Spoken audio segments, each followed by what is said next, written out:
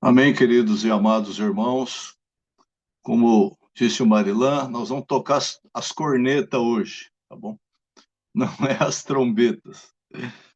O... Nós vimos semana passada os sete selos, tá bom? E vamos agora concluir até o capítulo 11. Nós vamos falar das sete trombetas. As sete trombetas estão dentro dos sete selos. Então, Lucas, coloque aí a ilustração.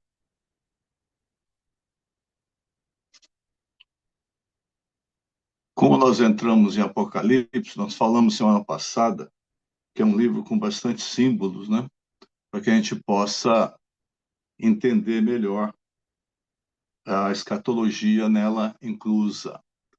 Pode passar para frente, Lucas. Vamos até a aula 11, porque esse nós já falamos semana passada.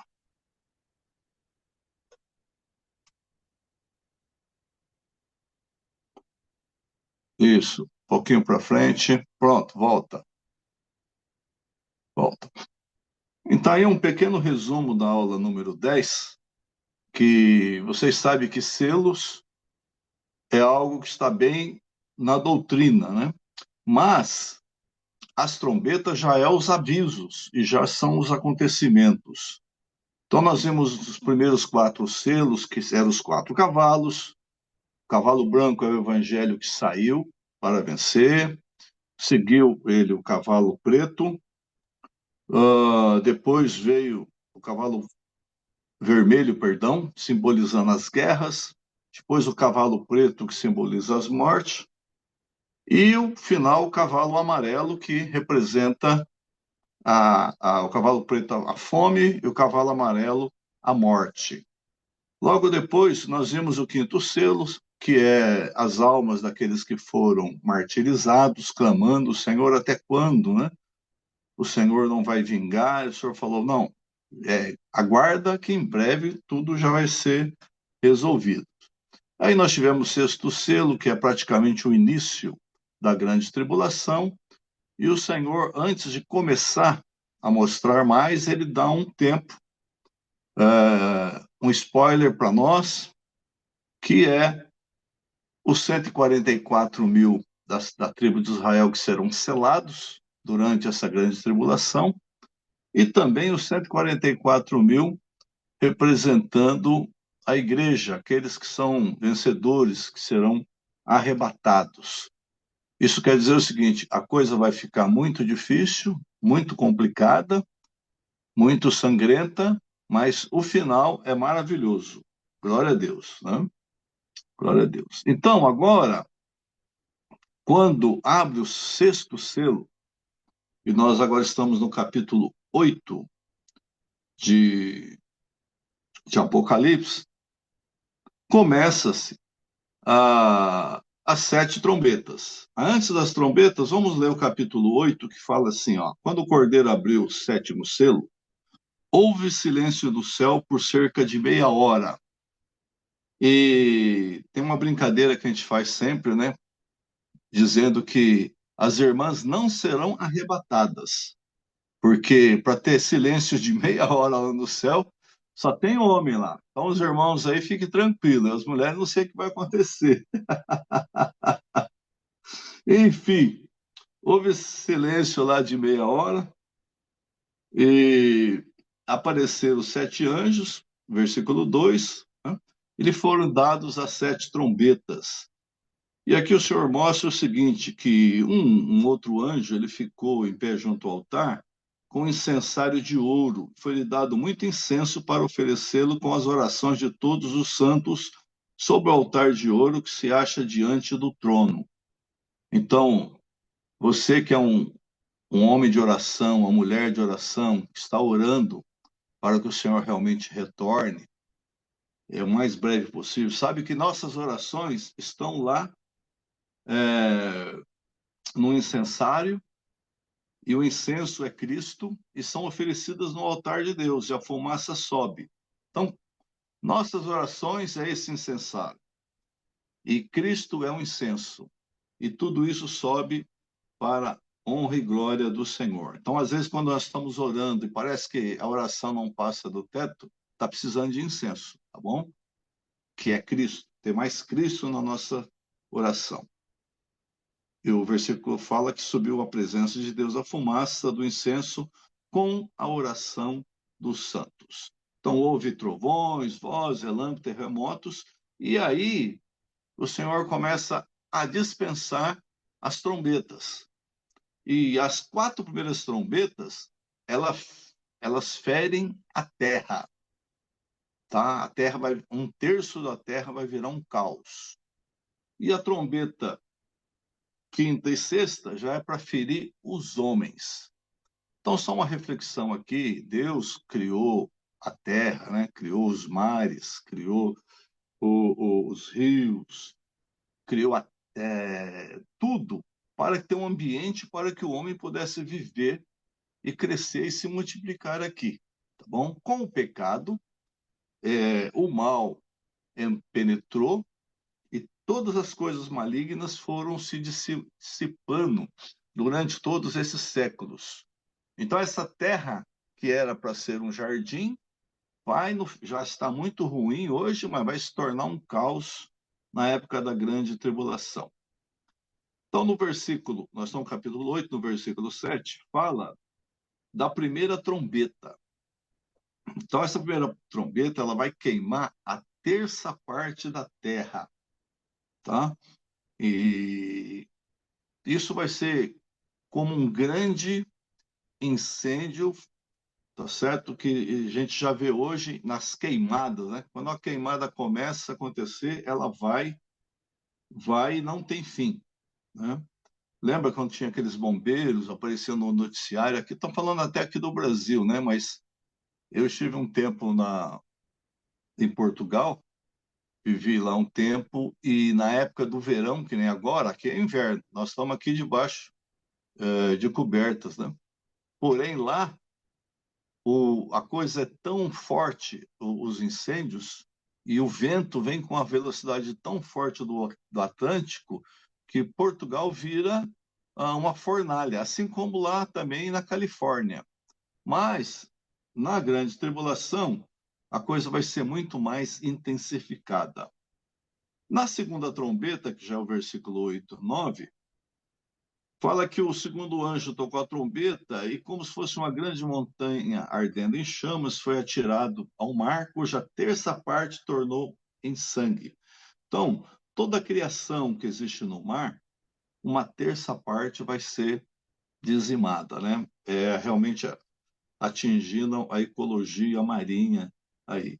Essa grande montanha, muitos dizem que vai ser tipo um vulcão, né? Um vulcão que vai explodir e isso vai tornar inabitável seres vivos, né? No mar. A terceira trombeta, ela já está relacionada à contaminação dos rios. E aqui fala que uma grande estrela, no versículo 10, ardendo como tocha, ela cai do céu. O nome dessa estrela é Absinto. Então, nós sabemos que no início da grande tribulação, você sabe que nós vamos ver aqui até o capítulo 11, aí acaba Apocalipse no capítulo 11. E o capítulo 12, nossa aula passada, nós vamos rebobinar a fita e vamos colocar todo o capítulo 12 para frente dentro aqui desse quadro que nós estamos mostrando. Pode passar uma aí, Lucas, esqueci de pedir para você passar. Abriu o 7º selo e aí está tocando as 4 trombetas. Bom, então essa grande estrela é Satanás, que quando o filho varão for arrebatado, lá no capítulo 12, ele é lançado, ele perde uma guerra lá com Miguel e ele é lançado para a terra.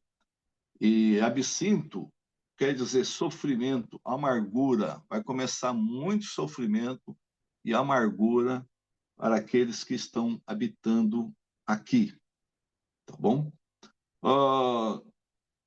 A quarta trombeta, nós temos aí um versículo que nós podemos ler, Isaías 14, 12, que reforça isso que nós estamos falando, dessa grande estrela que cai na Terra. Deixa eu achar aqui Isaías 14:12, né? Fala, como caíste do céu, ó estrela da manhã, filha da alva, como foste lançado por terra, tu que debilitavas as nações. Então, essa é uma referência ao inimigo de Deus, a Satanás, que não vai haver mais lugar para ele, e ele vai trazer esse sofrimento, essa amargura já no início da grande tribulação. E a quarta trombeta, ela vai escurecer a terça parte do céu. Então você vê o sol, a lua, as estrelas, não é que vão se apagar, mas sobre a estratosfera, né, sobre a atmosfera da Terra, vai estar tão poluído, tão cheio de detritos, tão cheio de fumaça, que o sol não vai estar brilhando de dia nem de noite, essa luz vai ser um verdadeiro efeito estufa por toda a Terra. Então vai ser aqui um ambiente muito difícil. Passando mais uma aí, Lucas, nós entramos na quinta trombeta.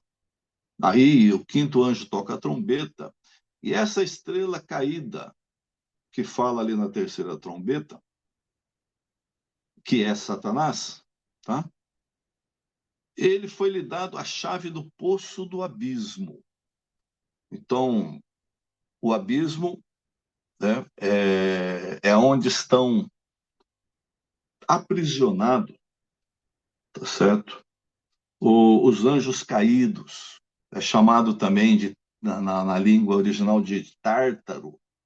Então, esse poço do abismo, ali estão os anjos que não guardaram, né, o seu estado natural. Lá em Gênesis 6, fala até que eles coabitaram com as filhas dos homens, gerando uma anomalia, que era os gigantes, certo? Eles estão nesse poço do abismo. E toda a natureza está aí uma terça parte danificada. Agora vai acontecer o seguinte, que o homem vai ser afetado, não é? Ele abre o poço do abismo, do versículo 2, certo? E sobe uma fumaça do poço, como fumaça de uma grande fornalha, e com a fumaceira saindo do poço, escureceu o sol e o ar. E dessa fumaça saíram gafanhotos por toda a terra. Esses gafanhotos são os demônios, né? Os anjos caídos. E, e foi-lhe dado poder como os que têm escorpiões da terra. Foi-lhes dito que não causasse dano nem à erva, nem qualquer coisa verde, nem árvore alguma, e tão somente aos homens que não têm o selo de Deus sobre a fronte.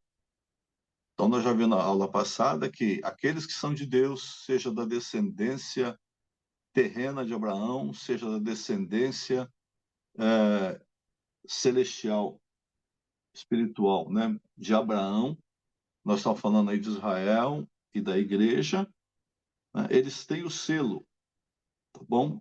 Então, esses não terão, serão guardados, tá bem? E o versículo 5 fala, também foi-lhes também dado, não que os matassem, e sim que os atormentasse durante 5 meses. E o seu tormento era como o tormento de escorpião quando fere alguém. E naqueles dias, como não é para matar, não é? Você vai ser ferido, você que eu digo assim, as pessoas serão feridas, e o versículo 6 diz, buscarão a morte e não acharão. Você sabe que o cavalo, deixa eu ver a cor do cavalo aqui, eu até esqueci. O cavalo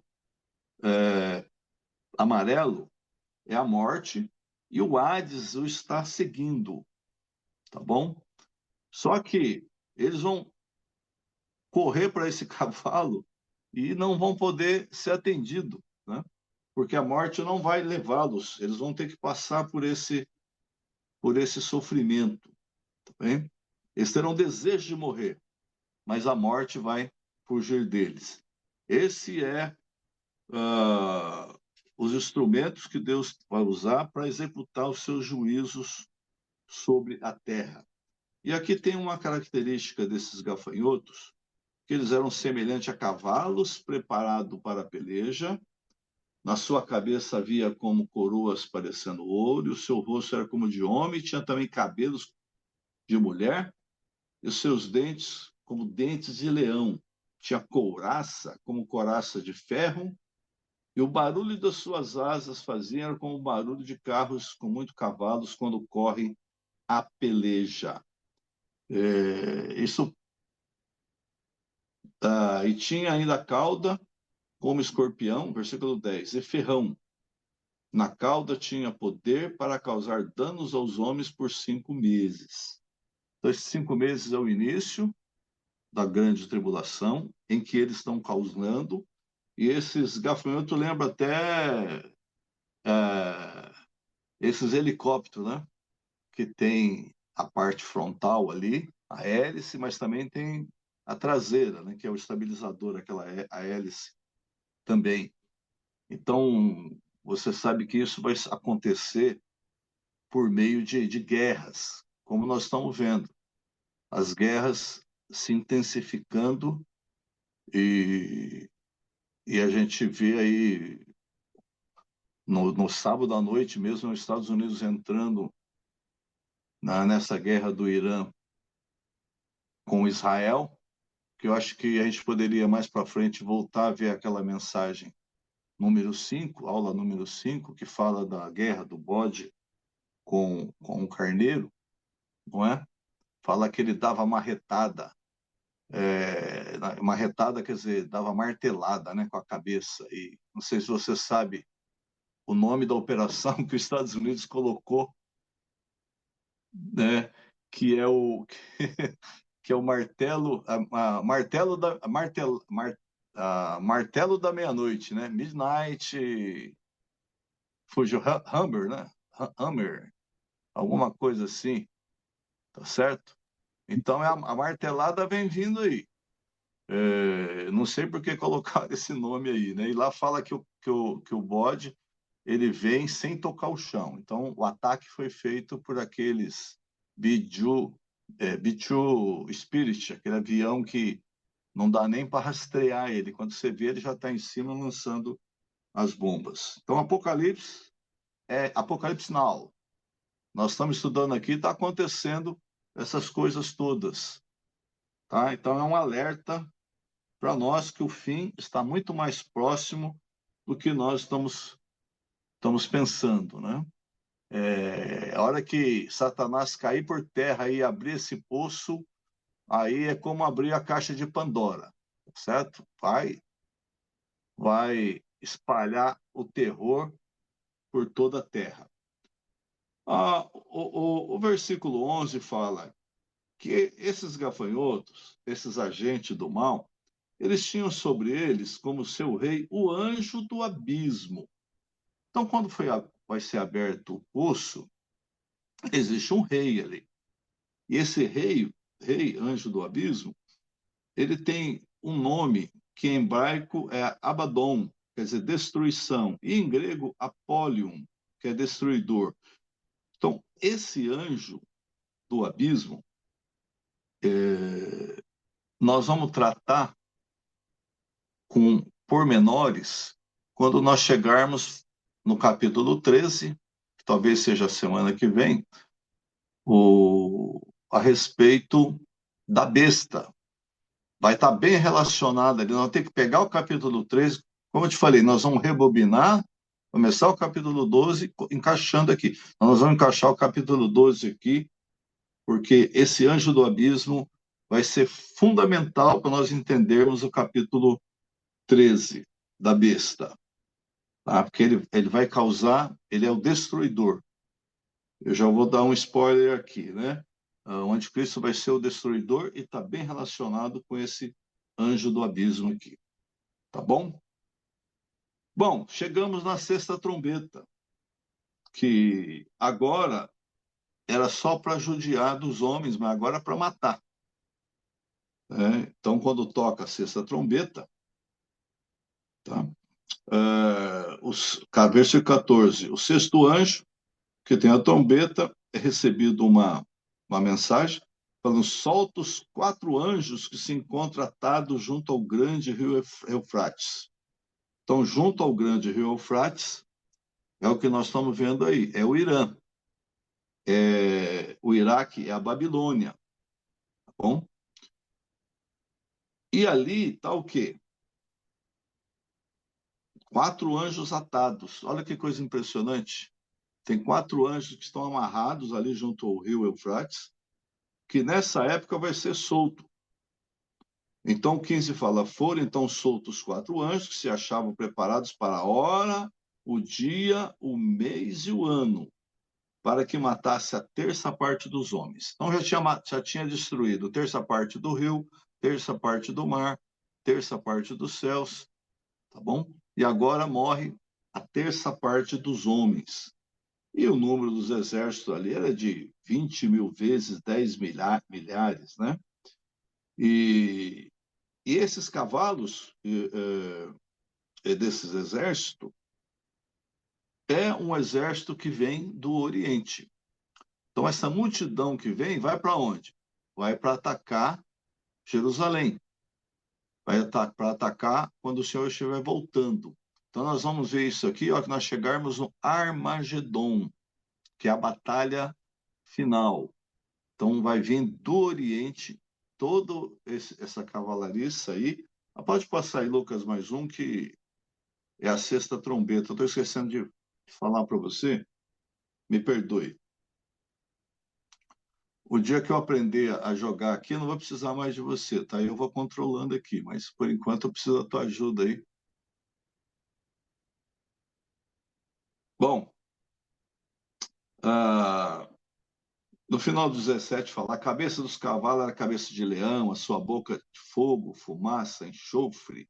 E por meio desses 3 flagelos, o que é? Fogo, fumaça e enxofre, que saem da sua boca, foi morta a terça parte dos homens. Então vai ser uma batalha do Armagedon, muito, muito feroz, e é onde vai ser morto o anticristo e o falso profeta. Tá?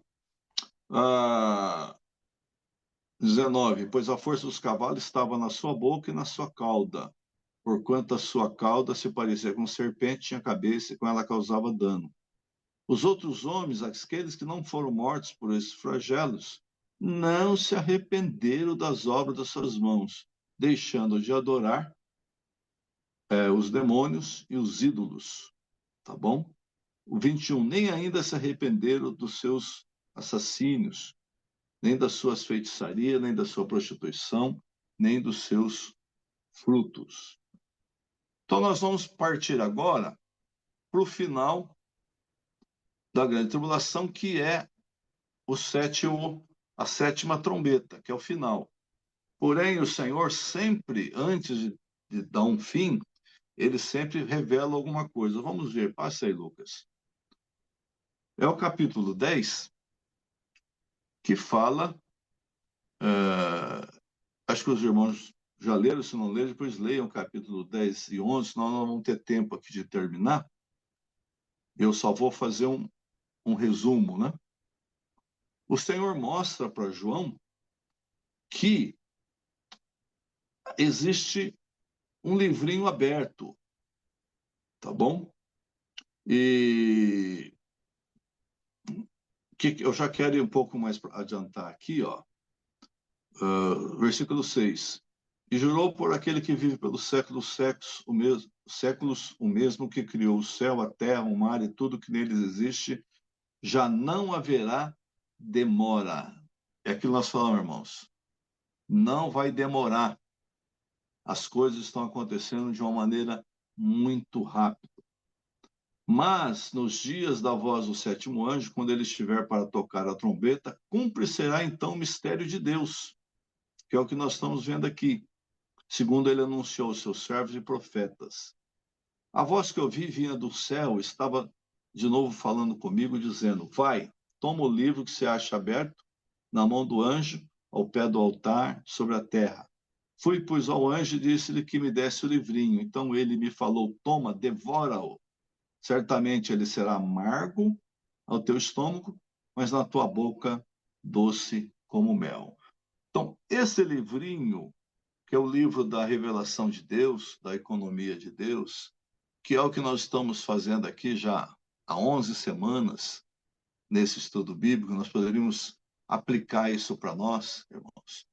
Nós precisamos devorar, nós precisamos ler, saborear. Então, ao fazermos isso aqui, durante a reunião, ou alguma revisão que você faça na tua casa, ele é muito doce, tá? Ele é como mel. Mas na hora da gente colocar em prática, é o que vem aquele friozinho, né? Aquele peso. Você ganha um encargo de falar desse reino, depois vem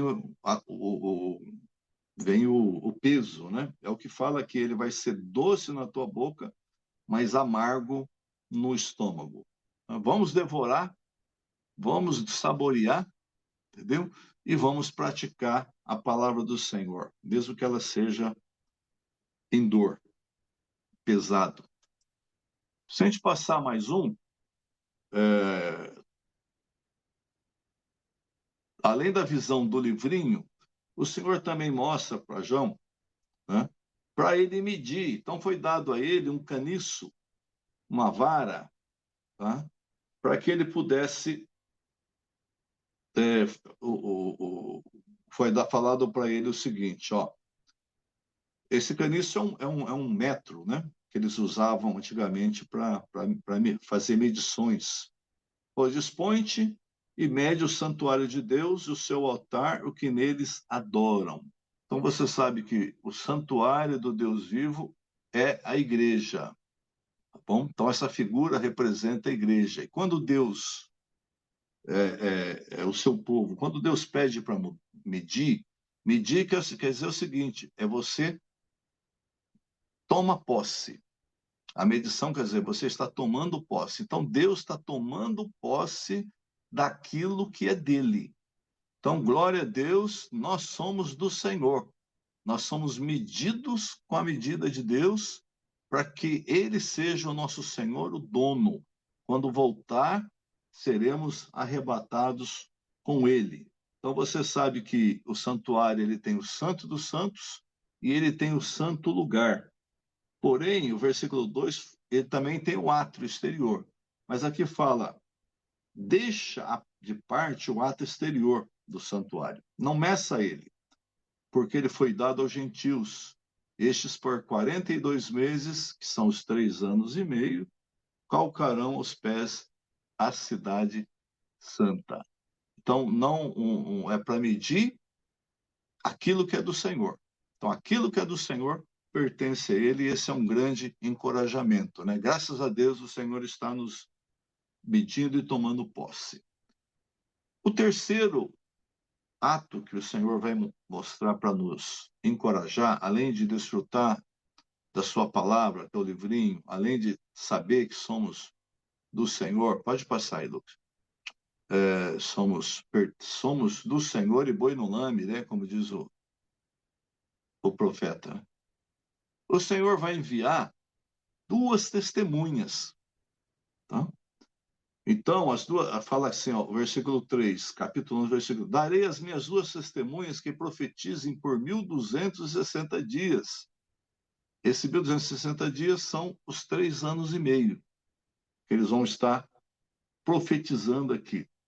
São essas 2 oliveiras e os 2 candeeiros que se acham em pé diante da terra. Se alguém pretende causar-lhe dano, sai fogo da boca e devora os inimigos. Sim, se alguém pretende causar-lhe dano, certamente deve morrer. Então, existe na escatologia uma pergunta que diz: quem são essas 2 testemunhas? Né? Quem são essas 2 pessoas que Deus vai trazer à terra para que possa estar falando a palavra, encorajando aqueles que ficarem, encorajando os israelitas a prosseguir durante esses 3 anos e meio, né? Então, muitos, o que tem assim de mais relevante é você olhar as características delas que são descritas aqui, tá certo? Porque você tem aí a primeira, ela fala aqui, o versículo 6. Elas têm autoridade para fechar o céu para que não chova durante os dias em que profetizarem. Então você sabe que na Bíblia, quem fechou os céus para que não chovesse, né, e depois abriu os céus para que chovesse, é o profeta Elias. E o profeta Elias, ele foi arrebatado, não é? Então, uma dessas duas testemunhas certamente é o profeta Elias representando, né, o, o povo de Deus. E a segunda, no metade do versículo 6, fala: tem autoridade também sobre as águas para as convertê-las em sangue, bem como para ferir a terra com toda sorte de flagelos, tantas vezes quanto quiserem. Então, a característica dessa outra testemunha bate muito com Moisés, porque Moisés foi com o seu cajado, quando o Senhor falou: converta as águas do Egito, tá certo? E elas vão se tornar em, em sangue, além das outras pragas que foram. Isso está lá em Êxodo, e o do Elias aí é 1 Reis 17:1. Se alguém quiser depois ir lá ler, 1 Reis 17:1 fala de Elias fechando os céus, e Êxodo 7:17 fala de Moisés transformando a água do rio Nilo em sangue. E também quando o Senhor Jesus, lembra que ele subiu no monte, transfigurou-se, tá certo? Aí Pedro, lembra do Pedro falando: oh Senhor, que bom estarmos aqui, né? Quer que façamos 3 cabanas aqui, uma será tua, outra será do Elias e outra será de Moisés.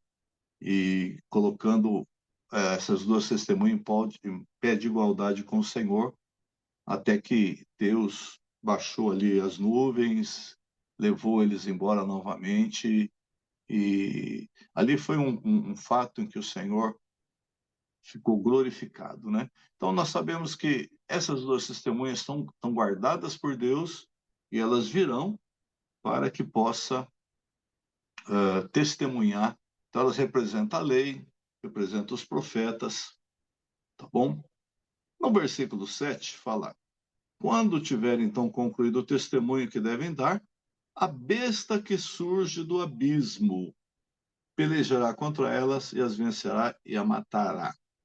Então, vocês sabem que Satanás abre o poço do abismo. Nós vimos lá que no capítulo 9 que a gente estava vendo, né? Abre o poço do abismo.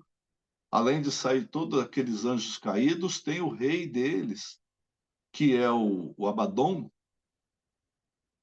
tá bom? Esse rei é que vai entrar no anticristo como uma possessão aí demoníaca. Não, mas isso são detalhes para capítulo 13, que nós vamos chegar semana que vem, entendeu? Porque a besta que surge da terra, lá no capítulo 13, ele é o anticristo, mas ninguém sabe. Ele é aquele que vai fazer o acordo de paz, ele é muito bom, não é? Ele é aquele super-homem que vai conseguir pôr ordem toda a situação aí de caos na terra, vai fazer o acordo com Israel, mas ele será morto. Nós vamos ver lá. Mas essa besta que surge do abismo é que vai entrar nele, tá bom? E aí ele se torna o anticristo. Até antes ele era o Messias que estava todo mundo esperando. A partir dali vai tornar o anticristo, mas não vamos tratar disso lá no Apocalipse 13. e ele vai matar essas duas testemunhas lá em Jerusalém, como diz o versículo 8, tá bom? Seguindo um pouco mais em frente aqui, no versículo 11, fala: mas depois de 3 dias e meio, um espírito de vida vindo da parte de Deus, neles, nas duas testemunhas penetrou, e eles se ergueram sobre os seus pés, e aqueles que o viram sobreveio grande medo. As duas testemunhas ouviram grande voz vinda do céu, dizendo: subi para aqui. E subiram ao céu numa nuvem, e os seus inimigos a contemplaram. Tá bom? Eles foram arrebatados, né? Ressuscitados e arrebatados. E nós entramos agora, pode passar aí, Lucas, na sétima trombeta. Volta um. Na sétima trombeta. Dentro das 7 trombetas estão ainda as 7 taças. Nós vamos ver um pouco mais para frente. Então, a sétima trombeta, versículo 15, é a última trombeta, fala: o sétimo anjo tocou a trombeta, houve no céu grande voz dizendo: o reino do mundo se tornou do nosso Senhor e do seu Cristo, e ele reinará pelos séculos dos séculos. Aleluia! Então aqui, né, podemos até continuar lendo até o final do versículo, mas aqui começa o milênio. Quando aqui Apocalipse acabou, mas nós vamos rebobinar, começar de novo no capítulo 12, vendo detalhes dentro dessa grande tribulação. Bom, versículo 17 fala, né? Eles prostraram. Graça te damos, Senhor Deus Todo-Poderoso, que és, que eras, porque assumiste o teu grande poder e passaste a reinar. Na verdade, as nações se enfureceram, chegou, porém, a tua ira e o tempo determinado para serem julgados mortos, para se dar o galardão aos teus servos, quer dizer, os vencedores ganharão galardão, aos profetas, aos santos e aos que temem o teu nome. Olha aqui que interessante, né? Vai ganhar galardão os servos do Senhor, os profetas, os santos e os que temem o teu nome, tanto os pequenos como os grandes, para destruir os que destroem a terra. Abriu-se então o santuário de Deus, que se acha no céu, e foi vista a arca da aliança. No seu santuário sobrevieram relâmpagos, vozes, trovões, terremoto e grande saraivada. Graças ao Senhor. Aleluia. Esse é, meus queridos, o panorama aqui dos selos e das trombetas. Então, eu termino por aqui. Semana que vem, nós vamos começar o capítulo 12, que nós vamos retomar de novo, colocando ele dentro dessa dispensação que nós vimos na semana passada e nessa semana. Amém? Então, eu quiser encerrar, Lucas, a gente abre para as perguntas.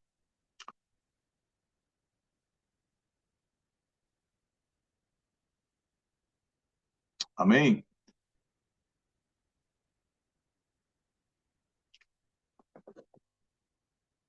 Essa é a conclusão que eu deveria ter feito a semana passada, e eu não estava muito bom, não consegui vir até